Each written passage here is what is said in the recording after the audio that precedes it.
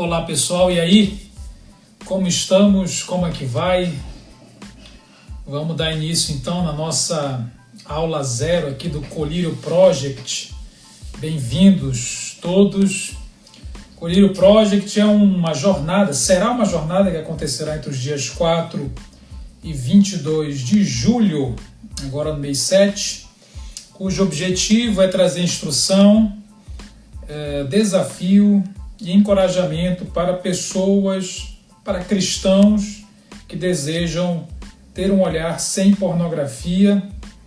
Nós vamos encarar de frente essa problemática tão difundida, tão, eu diria, epidêmica dentro da igreja, né? Então, em vários outros ambientes, que é questão ligada ao consumo de material pornográfico e de tudo o que acarreta, né?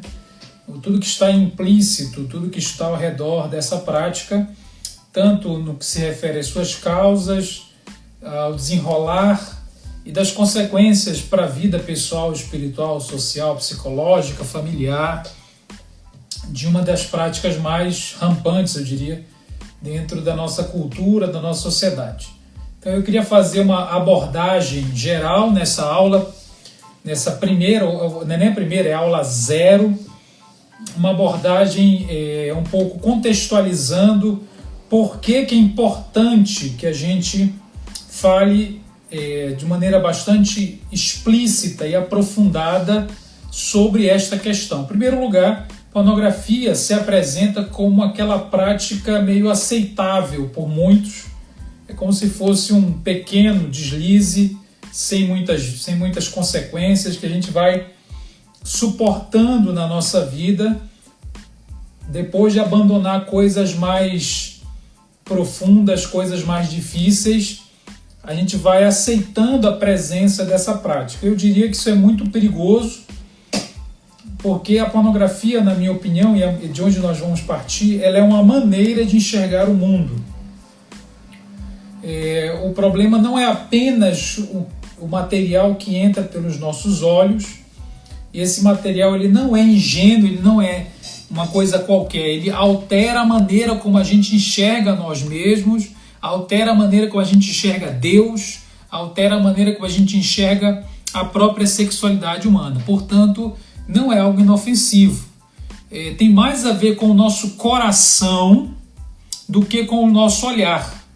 Por isso que o Colírio Project, por mais que traga logo no título essa ideia de curar o nosso olhar, ele na verdade fala mais do coração humano, de um coração ainda muito suscetível a modos de existir. Mesmo quando nós já estamos em Cristo, já somos nova criatura, nosso coração ainda está suscetível, vulnerável, por assim dizer, a operar numa lógica contrária à nossa identidade espiritual em Cristo.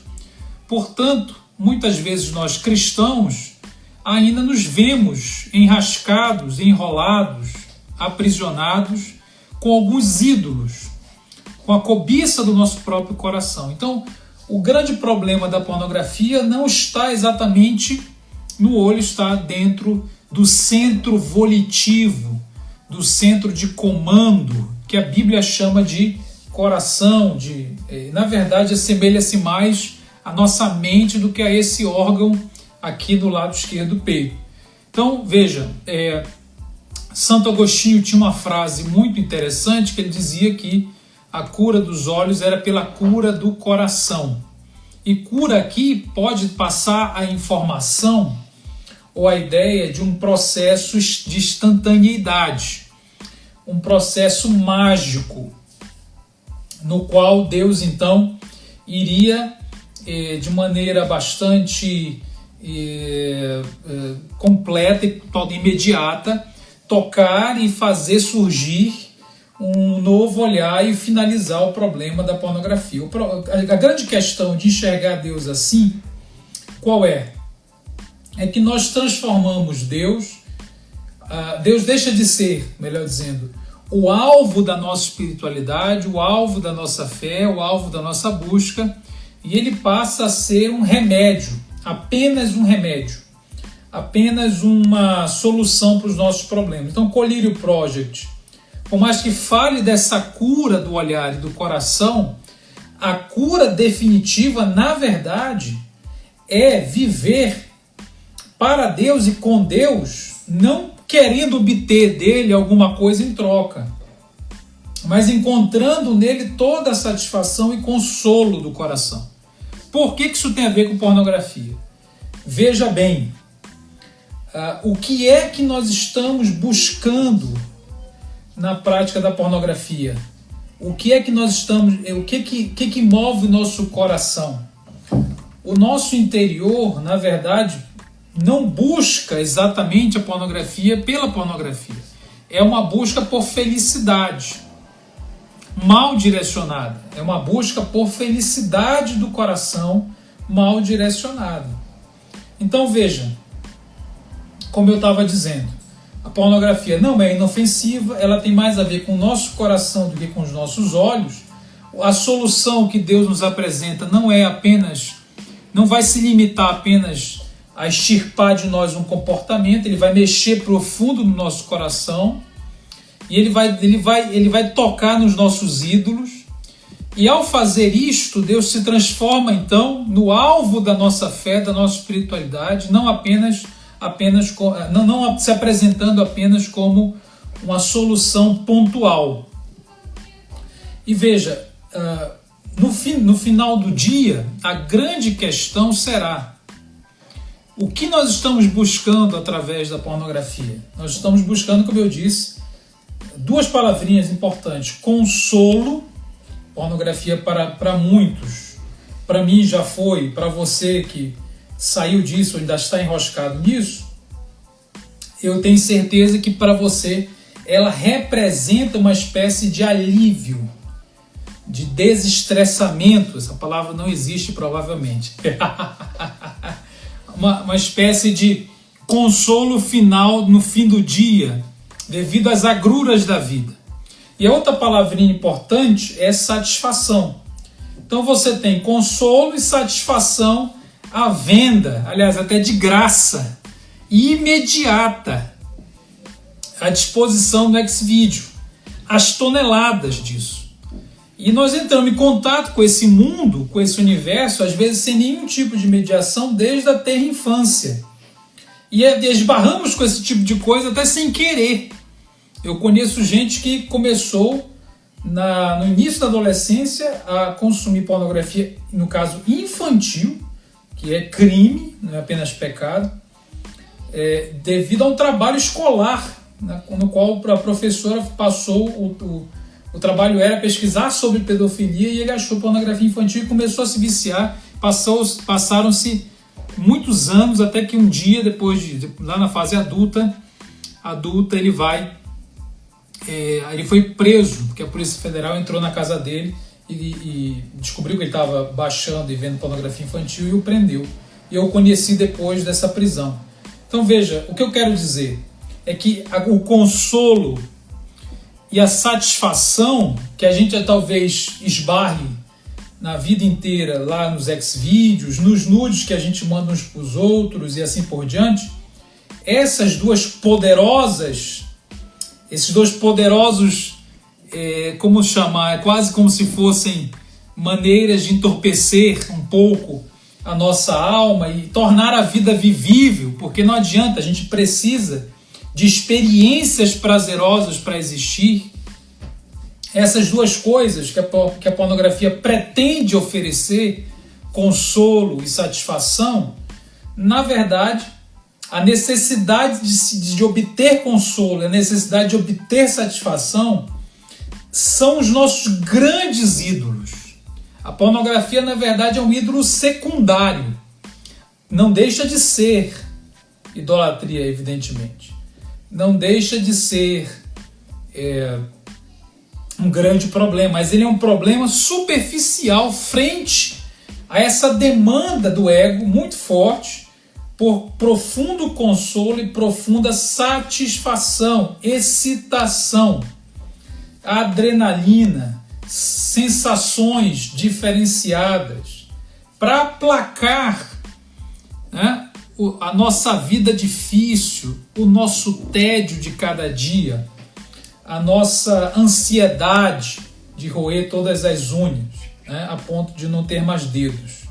Então veja, a lógica é essa, a lógica do consolo, do socorro e da satisfação por meio de alguma coisa que não é Deus. E aí chegamos então na pornografia.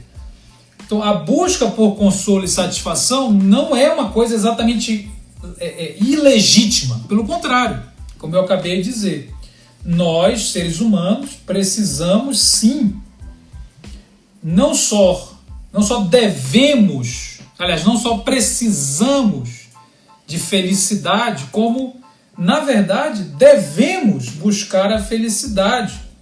Só que a felicidade em Deus, esse é o grande problema. A busca da felicidade, na verdade, é universal e ela é bastante legítima.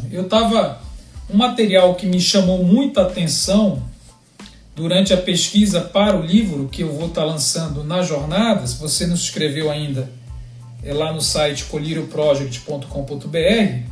A jornada começa dia 4 de julho, serão 3 semanas aí, com 6 encontros, serão 12 horas de instrução, encorajamento e desafio no Colírio Project.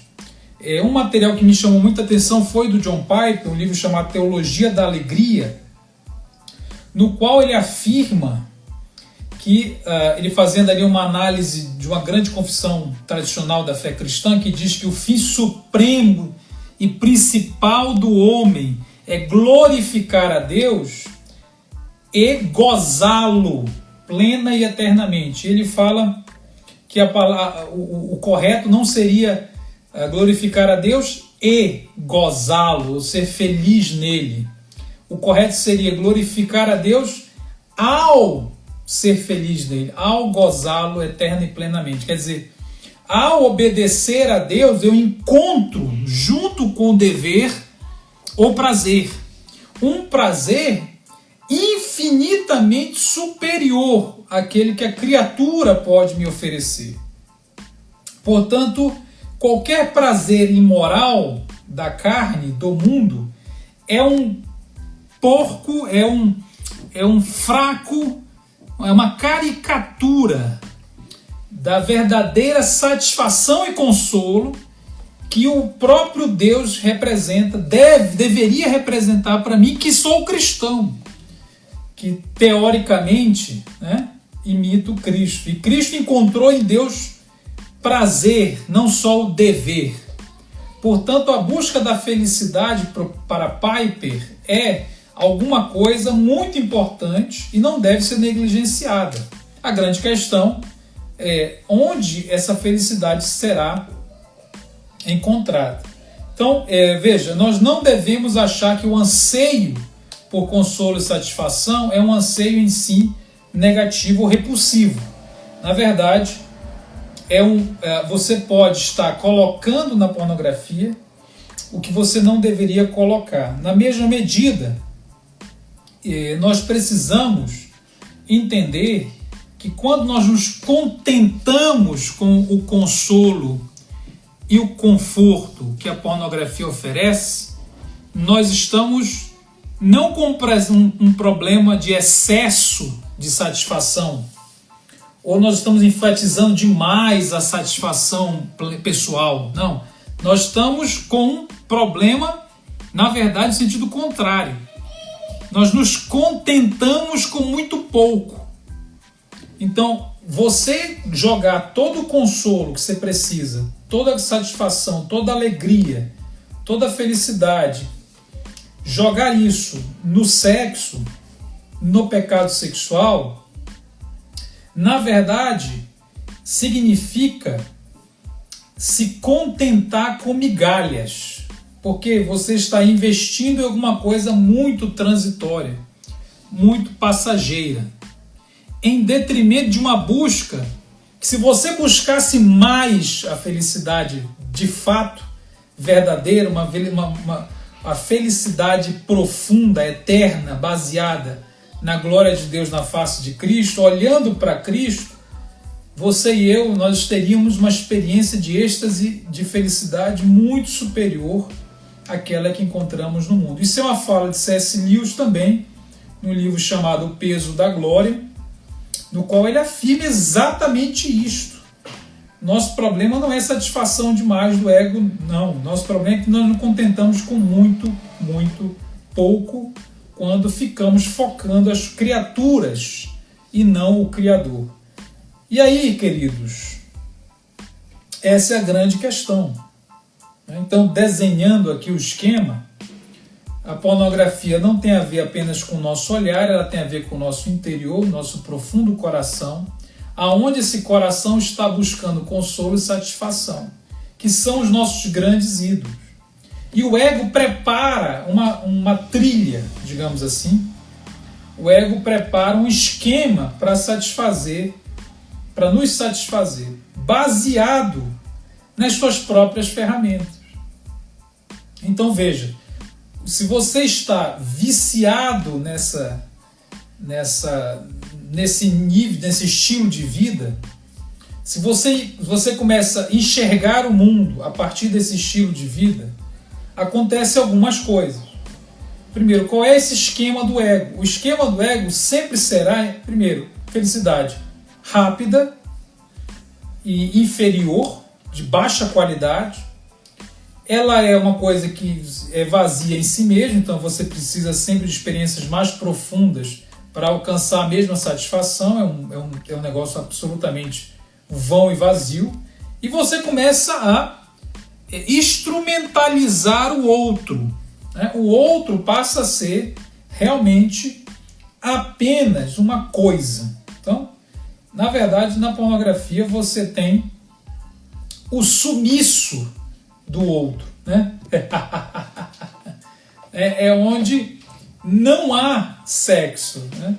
Na pornografia você tem um acúmulo de uma série de experiências, os corpos estão todos aparentemente unidos, você empilha um corpo em cima do outro, faz uma tomada erótica com o objetivo dos múltiplos orgasmos, sem unir nenhuma pessoa. Por quê?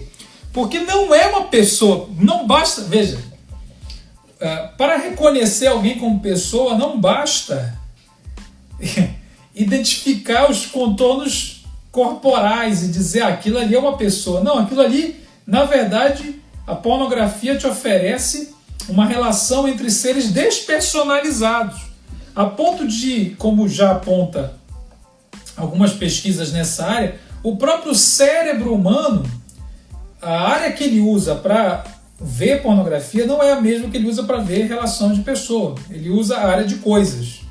Então veja, esse é o efeito do ego. O ego, então, ele é expansivo, agitado, né? O ego é altamente agitado e expansivo.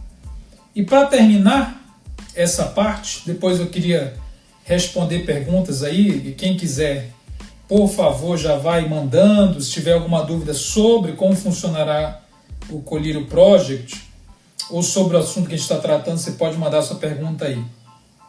Eu vou ler. Mas para terminar, eu queria dizer o seguinte, que nós não vamos fazer uma jornada de dicas, né, de soluções mágicas, de esquemas, né, assim, aquelas coisas dos 7 passos. Eu não consigo fazer isso. Eu acho que você não precisa disso. Você precisa de uma reflexão profunda e robusta do que as escrituras apresentam. A resposta não vai estar dentro de você. Não é assim que funciona. Na verdade, se você achar que é por meio da sua força, se é por meio da sua força moral, força de vontade que você vai conquistar a libertação, você continua enfatizando o ego.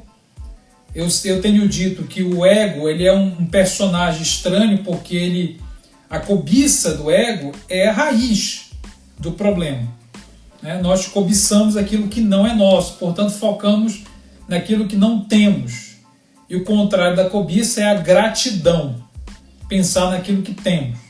Então a cobiça é você não pensar no que tem. Se você é solteiro, você começa a falar, eu não sou casado, por isso eu peco, eu queria casar, e transforma até o casamento no ídolo.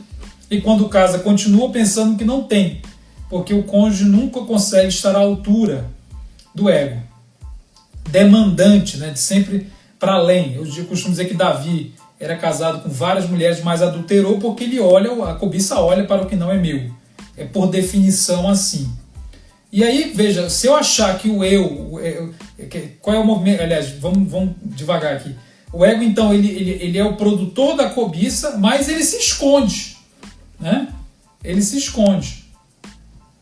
O ego se esconde.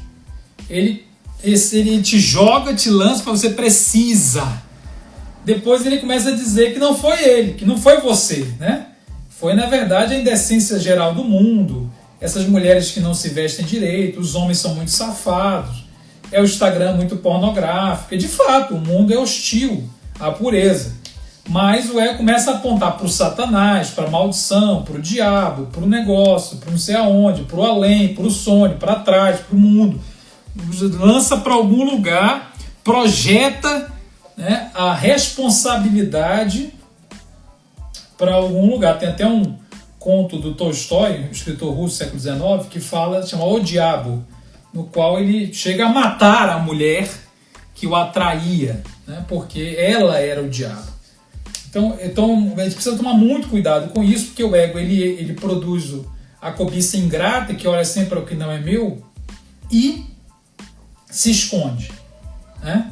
Aí quando você peca, o mesmo ego vai começar a te dizer: tá vendo? Você não presta, não adianta, te joga, isso não tem jeito, é impossível ver sem pornografia, e assim por diante. Então, o ego moral condena o ego, mesmo o ego imoral. Né? O ego imoral peca, o ego moral, que é a versão moral, né? Que vai dizer: eu vou te salvar, agora você tem que pagar o preço, orar todo dia, ajoelhar no milho, martirizar-se.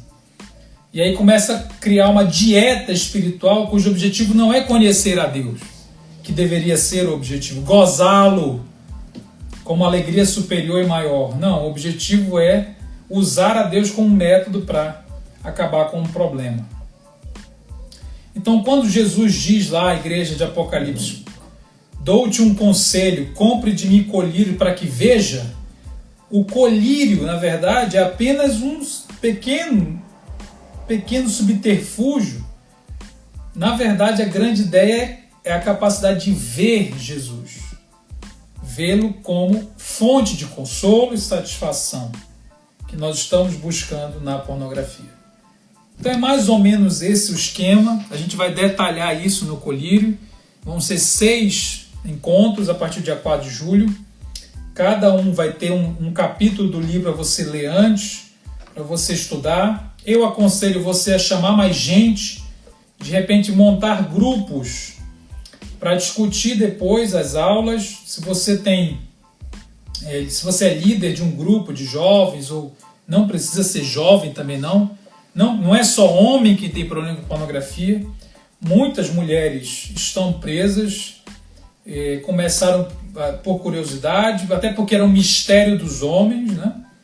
E muitas mulheres estão aí buscando uma série de coisas. Talvez busquem, as mulheres em geral procuram pornografia de uma maneira diferenciada, às vezes até pedindo um pouco de mais de contexto, mais de relação dentro daquele filme ali, mas entra no mesmo ciclo de perdição, de vício e de cobiça do que os homens entram. Mas é importante você reunir esse grupo, chamar a galera e fazer a sua inscrição aí, discutir isso aí, que a gente vai detalhando cada passo desse. Eu vou olhar aqui as perguntas, mandem por favor. Aqui está dizendo, você está perguntando se a pornografia é o mesmo lugar do cérebro que aciona o viciado em drogas. Às vezes eu não tenho essa exata informação, eu não sou médico, não sou psiquiatra, esse não é o meu foco. É bom que se diga o foco da nossa jornada é teológica, é discipulado cristão, é daí que a gente vai partir. Apesar de poder ter alguma coisa dialogando com outra ciência, o forte não é na psicologia e não é na psiquiatria. Mas eu tenho a impressão que eu posso afirmar, sem aqui me colocar na posição de dizer exatamente o lugar do cérebro, o que eu posso afirmar é que, de fato, assemelha-se a neuroquímica produzida pelas endorfinas envolvidas no consumo de pornografia assemelha-se, esse processo se assemelha ao processo que vicia alguém em uma droga, de fato. Isso é um fato já bastante difundido. E o problema é que é uma experiência que está muito perto de nós, né? Diferente de algumas drogas mais pesadas. Então, Davi, vai falar sobre o consumo ou visualização de pornografia por crianças? Não é exatamente o nosso tema. Não tem como a gente falar de todas essas coisas, né? Porque assim, você pode ter um livro de pornografia falando sobre a indústria da pornografia, com muitos estudos e muitos dados sobre assim, o bilionário negócio da pornografia, mas esse livro ele fica direcionado para um tipo de discussão. Como o meu objetivo é ajudar pessoas que estão com a problemática a superar e ter um olhar sem pornografia, eu estou mais preocupado com esse discipulado que eu preciso implementar na minha vida, né? nas nossas vidas. Então, o consumo por crianças não é exatamente o nosso tema, e eu tenho certeza que ele é muito vasto, né? Muito rico. A pornografia é a imagem distorcida pelo pecado daquilo que Deus criou para ser perfeito. O sexo entre o casal é aquilo que mais se aproxima do êxtase da relação eu acho que é Deus-homem. Veja, eu tendo a concordar em geral e discordar especificamente de algumas coisinhas assim, da maneira que você colocou, mas em geral eu entendi o que você quer dizer. Eu diria que a pornografia, Deus criou o sexo para ser perfeito. Na verdade, ele criou tudo para ser perfeito, só que o sexo não é perfeito, tá? Nem o sexo entre casal é perfeito, e também ele é mais profético, digamos assim, né? Ele aponta para Cristo e a igreja. Eu entendi o que você quis dizer, concordo, mas de fato, perfeito o sexo não é, já foi, como toda a realidade já foi. A pornografia, então, é apenas uma das maneiras distorcidas, não apenas do sexo, mas da busca pela felicidade, como eu disse. Porque, veja, se você buscar a felicidade em qualquer criatura, colocar a criatura, seja ela qual for, até a sua esposa, o seu cônjuge, se ele se transformar na fonte de satisfação, êxtase e consolo, por mais que isso seja possível ser vivido no casamento, o outro não pode carregar essa pecha de ser a minha fonte definidora de felicidade. Por mais que eu encontre nele, sim, felicidade, exatamente porque me relaciono com ele para a glória de Deus. Ok? Então é por aí. O pessoal comentando aqui o que é estrutural e direcional na pornografia. Eu não sei se você está fazendo menção a um conceito teológico chamado estrutura e direção. Eu imagino que seja isso. A estrutura tem a ver com a sexualidade. Não há nada de estrutural, na minha opinião, na pornografia. Pornografia é imoralidade. Pornografia é um simulacro que, nem, na minha opinião, tem pouco sexo. O que há de estrutural é na sexualidade humana, que pode ser direcionada de maneira equivocada, é direcionada por causa da queda, tanto em grau, quer dizer, o desejo sexual ele é legítimo, ele é estrutural, você precisa que ele exista, o prazer é legítimo e estrutural, o afeto é legítimo e estrutural. O problema é que essas coisas foram distorcidas tanto na direção quanto no grau, né? E aí isso se transforma numa grande armadilha, porque a gente não aprende a administrar essas coisas para a glória de Deus. A gente quer fazer com que elas sumam ou se rende a elas, entronizando-as como ídolos, falsos deuses no coração. Então, após parar com a pornografia, é possível ainda ficar viciado em apenas masturbação, mesmo nos sonhos. Sonho, essa coisa de poluição noturna, né? Isso é muito diferente, não é pecado e não é o caso. Masturbação é um tema bastante complexo que a gente vai abordar. É possível, sim, a masturbação sem pornografia. Isso existe. Então a pergunta é essa. Eu acho que é possível. Existe uma lógica um pouco diferenciada na masturbação. Na minha opinião, não é a mesma coisa. A gente precisa fazer algumas avaliações bíblicas sobre isso. Você pode frisar os pontos que serão abordados? Claro. Nós temos no site, vou até abrir o site aqui. Se você for lá no site, nós já temos lá as 6 temáticas dos 6 encontros que haverão na jornada, no Colírio Project. Tá? Então eles têm uma lógica muito bem definida. E qual é essa lógica? A lógica é pensar a pornografia a partir da seguinte tese: é uma maneira de olhar o mundo. Não é apenas um comportamento isolado. Ela é fruto de uma maneira de enxergar as coisas e ela, ao mesmo tempo, retroativamente, modela nosso olhar sobre o mundo. Por isso que o primeiro encontro, eu estou abrindo aqui, colirioproject.com.br, o primeiro encontro é assim: espiritualidade cristã, uma maneira de olhar. Então a gente vai pensar como é que a Bíblia olha as coisas, antes de pensar no pornô. Então a criação, a gente vai partir da criação, é o segundo encontro, o olhar perdido de Adão e Eva. Então como foi que Deus criou o nosso olhar? O desejo vem de Deus? Qual é o projeto inicial de Deus para nossos afetos, desejos e apetites? Terceiro, colírio da graça, esperança fora do ego. Então o terceiro encontro é falar sobre a graça de Deus, porque a esperança para sair não está em nós. Aquilo que eu falei ainda há pouco. Quarto lugar, o olhar caído, um coração caótico.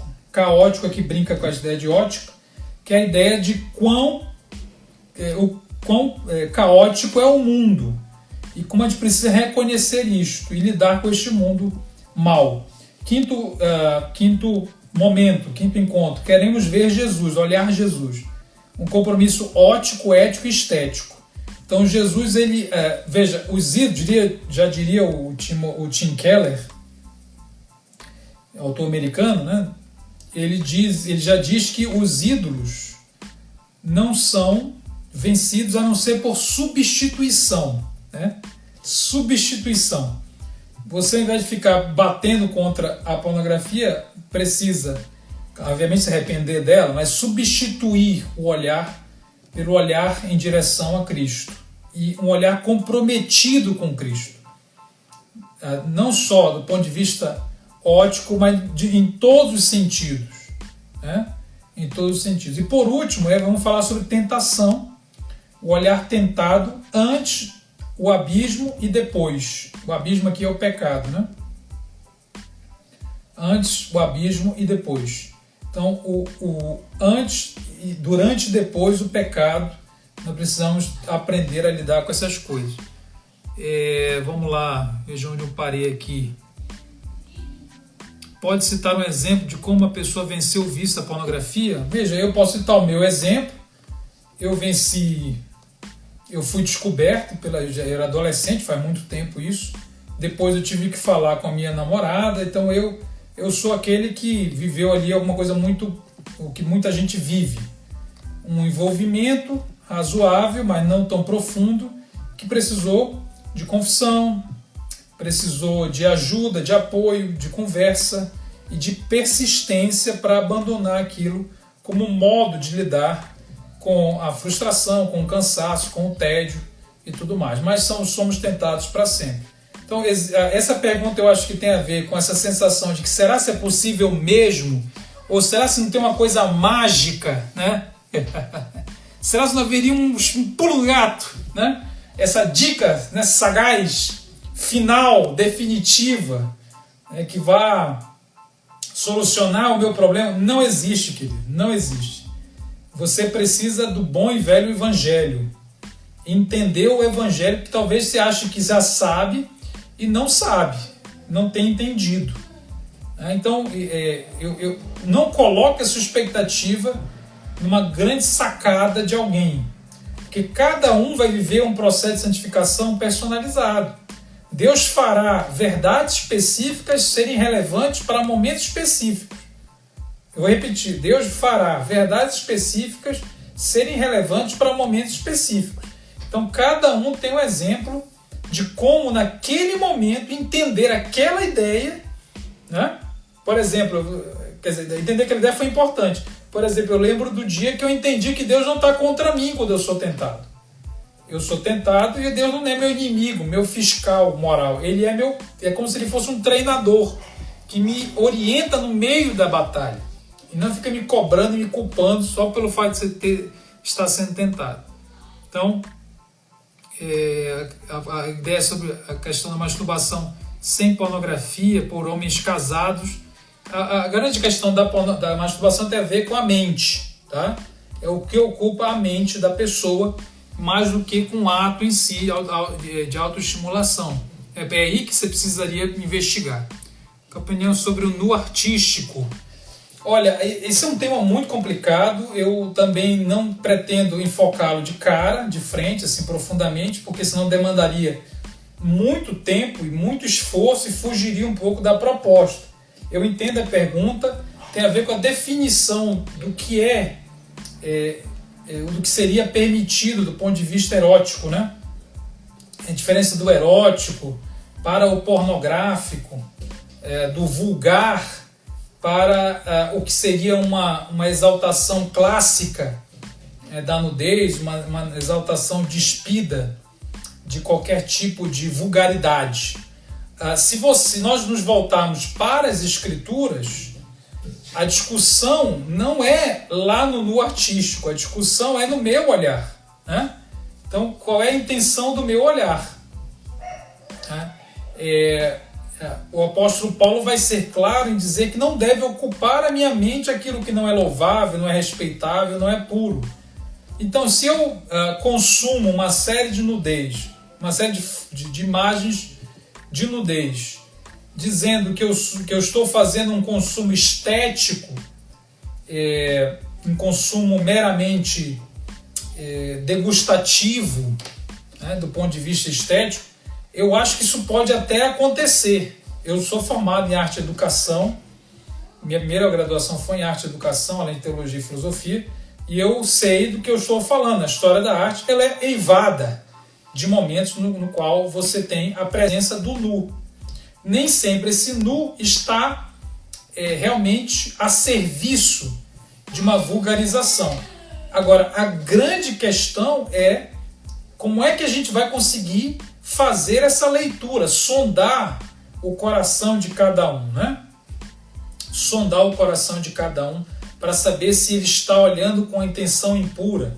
Então é muito fácil cair na cobiça quando eu estou diante de qualquer nu, mesmo que a intenção do autor tenha sido representar a beleza do corpo humano. O problema está em quem olha, né, em quem consome. Você tem figuras... Na Grécia Antiga, por exemplo, o nu masculino era muito mais evidenciado que o nu feminino.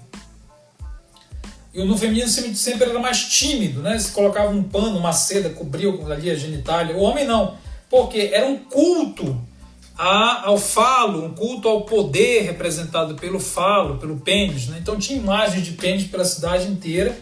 Essas imagens tinham a conotação de consumo pornô? Não necessariamente. Era um símbolo de poder.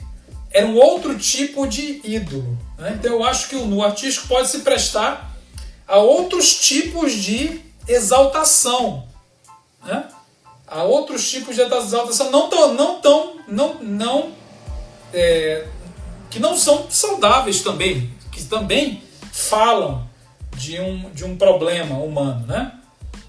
Então o que eu quero dizer, nem todo nu tem a mesma intenção, é verdade, mas aí precisa então investigar caso por caso o que aquilo representa dentro daquela obra de arte e perceber como os outros também, como cada um vai reagindo a essa obra de arte. Fazendo essa leitura um pouco mais complexa, eu sei que as pessoas querem uma respostas mais fáceis. Eu sempre digo que tem a resposta verdadeira e a resposta madura e a resposta fácil. A resposta fácil é outra coisa, né? Então é isso. Eu não estou justificando nenhum tipo de obra que vá colocar crianças diante de nudez, como aconteceu no Brasil alguns anos atrás, né? Que foi questionado isso. Eu sou completamente contra aquilo. Eu acho que ali é claramente um limite ultrapassado em nome do que se chama arte. Então, eu acho que é uma coisa muito complexa, precisa ser avaliado em cada momento histórico, em cada contexto artístico, e aí você classifica, inclusive, né? Então tem esse movimento de classificação por idade, porque aquilo representa alguma coisa de bastante impacto, né? E mesmo sendo adulto, está dentro da classificação, eu posso ser vulnerável àquilo, sim. Porque tem a impressão que no evangelho os homens são mais pervertidos. É porque a perversão de cada um é específica, né? Homens são mais pervertidos? Eu não sei. Eu acho que a perversão masculina é meio que um clichê. E a perversão feminina é um pouco mais romantizada. Como clichê. Tá? Então eu acho que tem que tomar cuidado com isso. Porque na verdade não tem gente. Nós somos pessoas precárias, né? Sem Cristo. Dani, eu já ouvi a opinião dizendo que. Dani, não é Davi. A opinião dizendo que é pecado, sim, considerando o versículo, corpo, a esposa, marido, corpo. A gente está falando da questão da masturbação e tal. Tem esse aspecto da masturbação ligada à relação, mas esse versículo aí, na minha opinião, não tem nada a ver com isso. Não entendi a relação, não. O e-book será disponibilizado assim que a inscrição for feita? Não, vai ser disponibilizado assim que começar a jornada, tá bom? E aí a gente vai ali, porque eu ainda estou, sinceramente, finalizando o e-book, ok? É isso aí. Então é isso, gente, eu queria agradecer, a gente já passou aqui um bom tempo, eu queria agradecer demais, de chamar todo mundo para participar. Tem sido muito bom pesquisar sobre o assunto, existem muitas controvérsias, nós não vamos conseguir entrar em todas elas, a gente precisa estabelecer um foco, deixar ele claro, mas eu tenho certeza que vai contribuir para você e eu crescermos no amadurecimento de como lidar com esse tema. Foi um prazer falar com vocês, vai ficar no IGTV, pode divulgar para a galera que não está aqui, e a gente se vê lá no dia 4 de julho, no primeiro encontro. Estou perguntando ali se a aula vai estar gravada. Vai. Todas as aulas vão estar disponíveis para os participantes por um período de 30 dias, tá bom? Então vai estar disponível sim. Se você não puder assistir ao vivo, vai poder acompanhar depois. Não digo perversão maior do homem em relação à mulher, mas do homem religioso em relação ao que não tem religião. Meu Deus, quantas horas a gente tem para discutir isso? Olha, o homem religioso em relação ao que não tem religião. Se eu estou entendendo bem, na verdade, religião não transforma ninguém que é um pervertido em um não pervertido, né? Na verdade, pode apenas tornar mais agudo o problema, acrescentando uma camada de hipocrisia, de falso moralismo, né?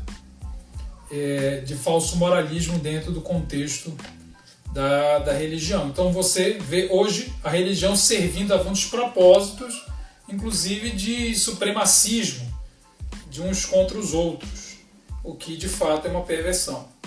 Então, com relação ao nu aí, tem um autor, Goldhill, que é um cara inglês, ele diz que os gregos achavam que o nu era muito positivo porque ele tirava os símbolos da sociedade de cima da pessoa, né? Porque essa roupa aqui significa é uma coisa que o homem, né, a sociedade inventou.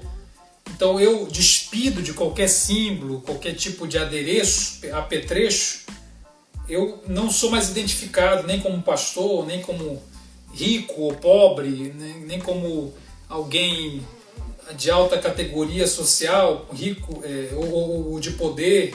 Então eles associavam, alguns deles em Atenas, associavam as roupas a uma perversão.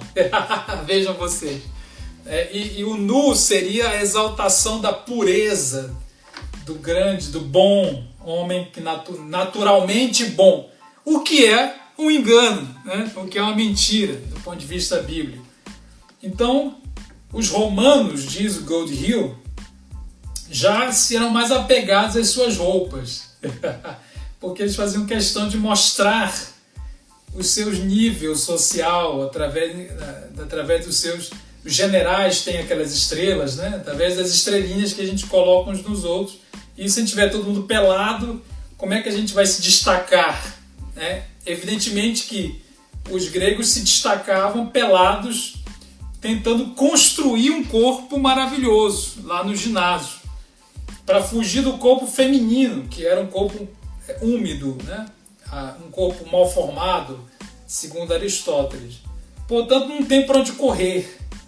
Se a gente tira a roupa, é culto ao corpo perfeito, baseado em falsos padrões. Talvez o tamanho do pênis, o tamanho ou os músculos, né, do abdômen. Se a gente põe a roupa para dizer, não, eu sou um cara moral, né, eu sou contra a nudez, mas coloca a roupa e começa a se aparecer, né, igual os monges, todos cobertos de preto, ou como alguns religiosos ali depois da reforma na Europa, que domingo só podia usar preto em luto, né? Tem um pessoal que perseguia tanto o sexo que não podia fazer sexo na sexta porque Jesus morreu. Os casados não podiam fazer, né? Na sexta, e Jesus no sábado também não, e no domingo porque ele ressuscitou, e na segunda porque isso, e ele foi sobrava uns 40 dias no ano só para fazer sexo no casamento. Tão mal que era visto o sexo, todo mundo coberto. Você pode estar coberto e pode ser ter completamente um olhar imoral, né? Então a grande questão não é se você tem muita ou pouca roupa. Evidentemente eu não estou aqui dizendo que você tem que tirar a roupa, não. Ficou longe de mim isso. O que eu quero dizer é que, na verdade, se eu estou despido do ego ou vestido do ego, né? Esse é o principal problema, né?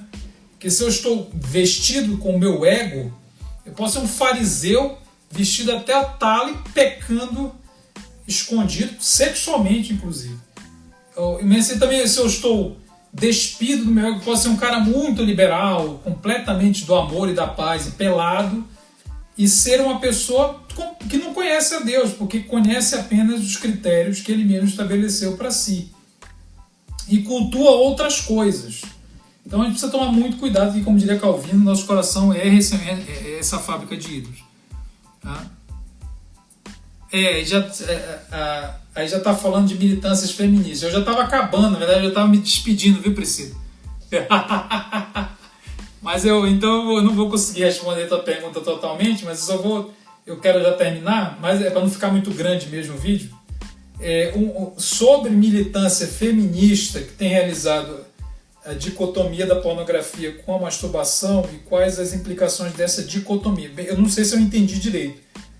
Separando pornografia de masturbação, eu acho que se você quer abandonar a pornografia, acho que é uma boa estratégia se separar. Mas eu não sei se é isso que está se falando aqui. Eu não conheço, na verdade, essa abordagem feminista não, de militância. Sinceramente, eu não estou informado o suficiente sobre essa temática específica para poder opinar. Né?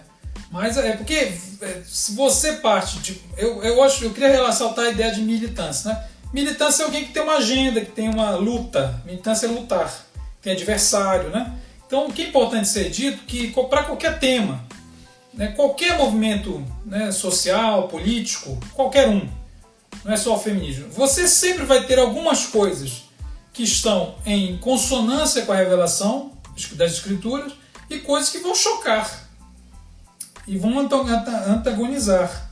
Então a gente precisa estar atento para isso, para não ser nem ingênuo de adotar uma postura crítica a esse movimento, qualquer um que seja, e ao mesmo tempo não ser ignorantes de achar que nada que está aí presta.